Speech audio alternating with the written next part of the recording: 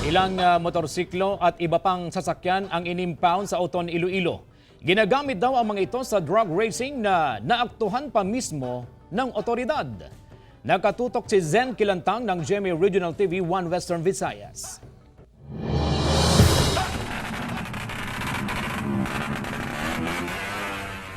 Nahuli ang ilang katao na nagsasagawa ng drug race sa Radial Road sa Barangay Abilay Sur, Oton, Iloilo. Matapos umanong makatanggap ng impormasyon ang mga pulis na may nagsasagawa ng karera sa lugar, agad nila itong pinuntahan kasama ang ilang Highway Patrol Group at Land Transportation Office. Inimpound ang 3 motorsiklo at 2 sasakyan matapos makitaan ng paglabag sa Anti-Muffler Ordinance at kakulangan sa dokumento.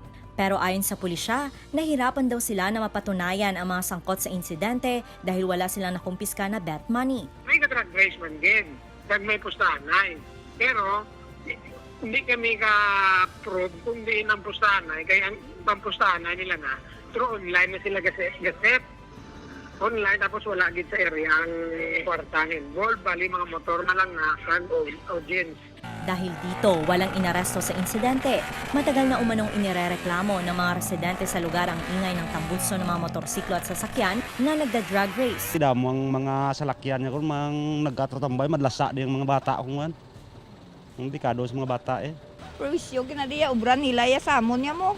Akala tulog ka, maano ka gidya, mabugtaw. Hinikayat ng mga pulisya ang Barangay Tanod na magronda sa lugar upang mapigilan ang karera.